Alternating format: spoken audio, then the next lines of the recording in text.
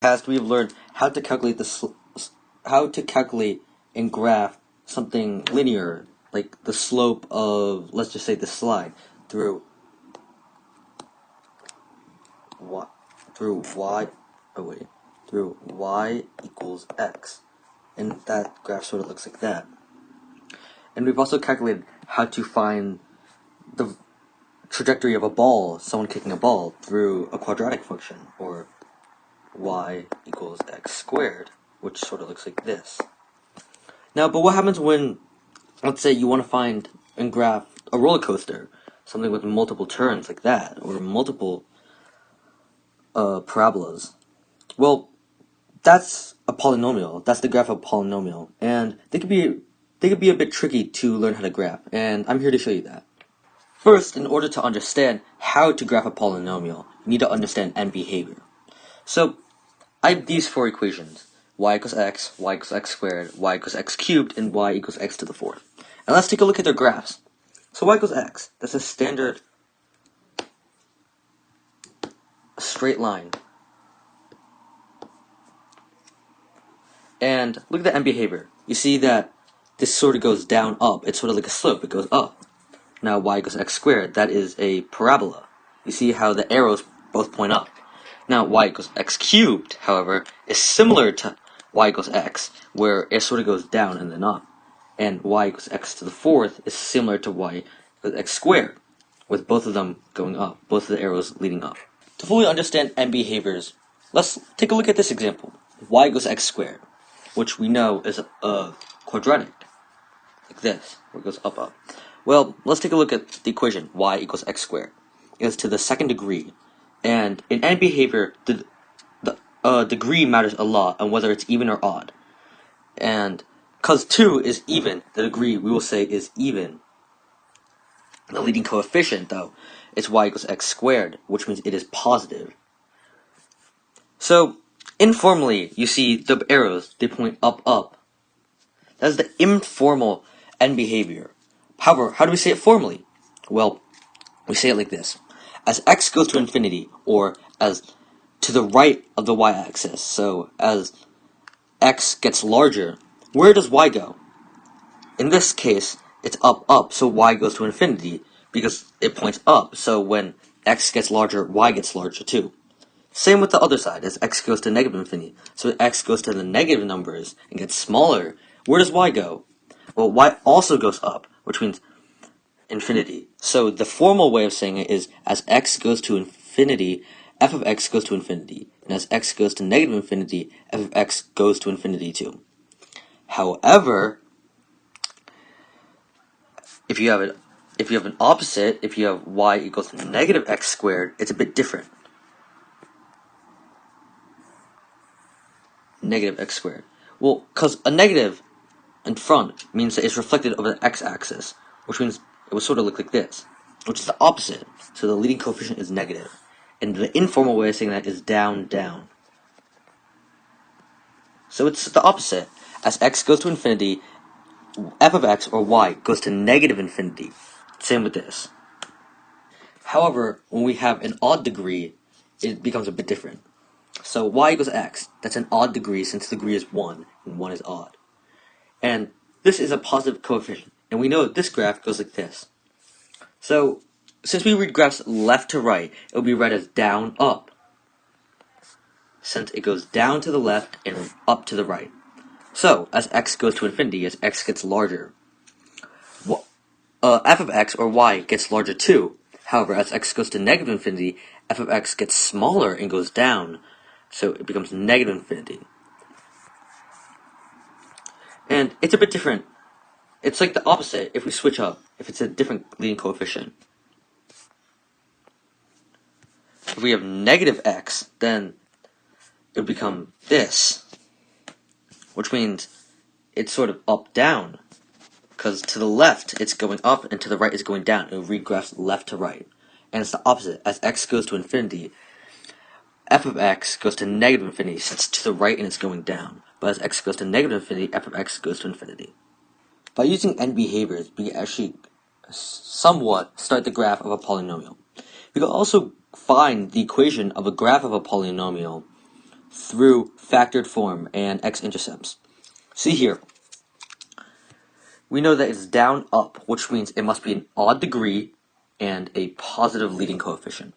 We know that y-intercept is equal to 0, -6, and the x-intercepts are -3, 0, -2, 0, and 1, 0. Now, similar to factored form in quadratics, we do this with y equals a, which is like the vertical stretch factor, x plus 3, and is the opposite. Oh, my bad.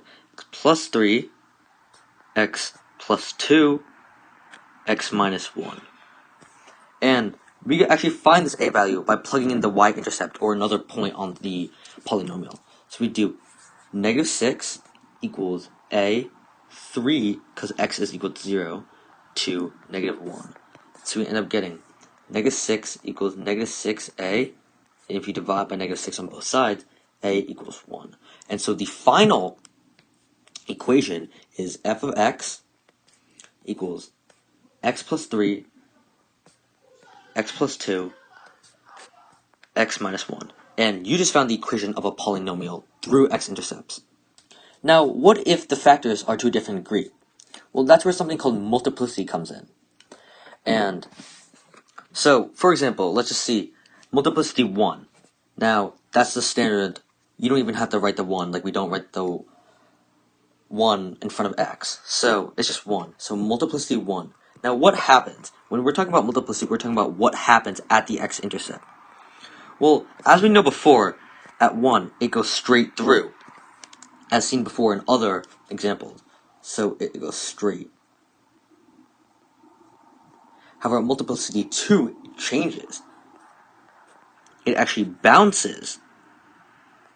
It sort of hits the vertex of the parabola. And so multiplicity 3, it's similar to a cubic function, where it squiggles. At the x-intercept.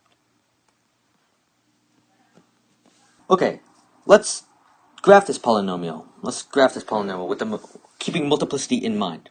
Well, what's the degree? If we add up all the degrees of the factors, 3 plus 2 plus 1, you get 6, which means the degree is even. And there's no negative sign in front, which means the leading coefficient is odd. Leading coefficient is positive, which means that it is up, up. So knowing that, let's mark our factors. X minus 1, that is 1. X plus 2, that's negative 2. X plus 1, that's negative 1. And we know that it is up, up. So up, up. Now, let's start left to right. At negative 2, what does it do? It's multiplicity 3, so it squiggles. So it goes like that. Now at x plus 1 or negative 1, it's supposed to bounce. So it goes like this. It goes somewhere around here. It goes up and turns, and it bounces. And we know x minus 1 or 1 goes straight through. So there. And you just graphed your first polynomial. Another way you could graph a polynomial is through increase and decrease. Now, what exactly is increase and decrease? Well, we know that we read graphs left to right. So, decreasing is when it must go down, and increase when it must go up. So, in what parts of this polynomial does it go down and does it go up? Well, as you can see, there's a turning point right here and a turning point right here. Which means, as we read it left to right, we have to follow this. And this decreases, so decrease is in red. And this part also decreases, so decreases there. But if we do increase in blue, we see that this part increases. So that's how to find decrease and increase. But how exactly can you tell which parts of the graph are increasing and decreasing? And like which specific parts? And we represent that through interval notation. So as you can see here, there are turning points at -1 and there are turning points at 2. And as stated before, this part is decrease and that part is decrease and this middle part is increase. Well, from this point onwards is infinity, or negative infinity, and this point onwards is infinity. So in order to write the interval notation for decrease, it's negative infinity, 1, or -1, and there's a union, and it goes to, I'm going to have to write this on a different line, to 2, infinity. And for the increase, I'll write it over here, down here, increase, we could see it's from -1 to 2. So -1 to 2. Now we could actually use increase and decrease to graph a polynomial. Now here, f is increasing when x is greater than -2 and less than 3, and f is decreasing when x is less than -2 and x is greater than 3. Now f of x, or the y value, is greater than 0 when x is less than -4 and x is greater than 1 and less than 5, and the y is less than 0 when x is greater than -4, less than 1, and x is greater than 5. Now, first of all, we need to write an increase-decrease y value graph table.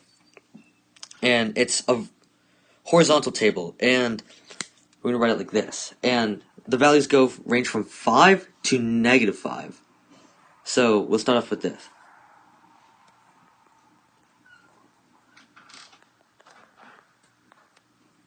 So we start with 0, 1, 2, 3, 4, 5, -1, -2, -3, -4, -5. And we're looking for two things here: increase, decrease,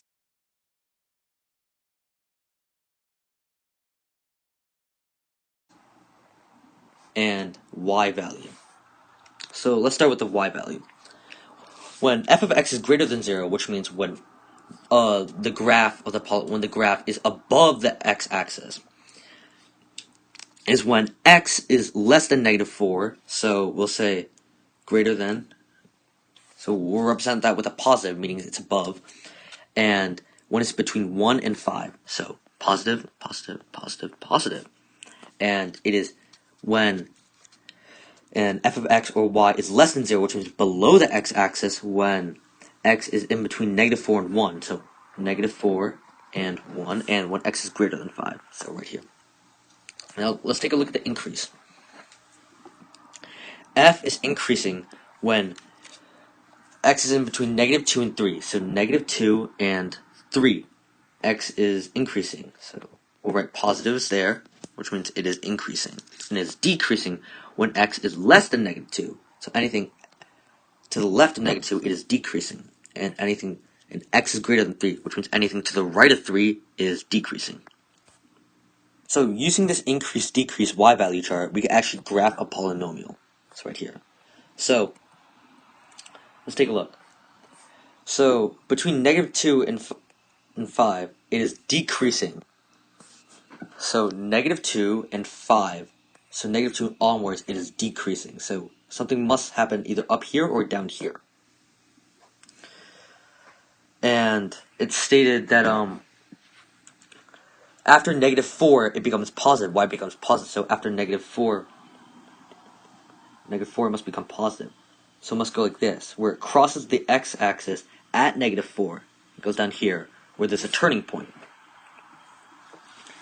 And it's stated that the y value is below the x-axis until 1, so it crosses here. However, it increases from -2 to 3. So from -2 to 3, it must increase, and it crosses it at 1, and increases up here until it must decrease again. It decreases, but after 5, it also dips below the x-axis. So it decreases, and at 5, it dips below. So there, that's the graph of a polynomial through increase and decrease. The two ways I showed you, through factored form and the x-intercept and increase and decrease, are the two easiest ways to graph a polynomial. Now, what happens if you don't have a polynomial that isn't factored, is in standard form? Well, you can do that through synthetic division. By using synthetic division or dividing a polynomial, you could find the factors and find it in factored form. And using that and the x-intercepts, you could then graph it. You have now finished your lesson on how to graph polynomials, and you learned how to graph polynomials in 2 different ways in under 15 minutes. But how exactly will you use polynomials in the real life? Well, frankly, it all depends on your profession. Well, if you just happen to be working on a roller coaster, you'll be able to use polynomials to graph the roller coaster, to plan it out. And for roads, if you want to build roads, if you like to build roads or a bridge, you would have to use polynomials for that. Frankly, some jobs don't need polynomials. It all really depends on your profession, but just good to know in your mind. It's good to know how exactly you can graph a polynomial.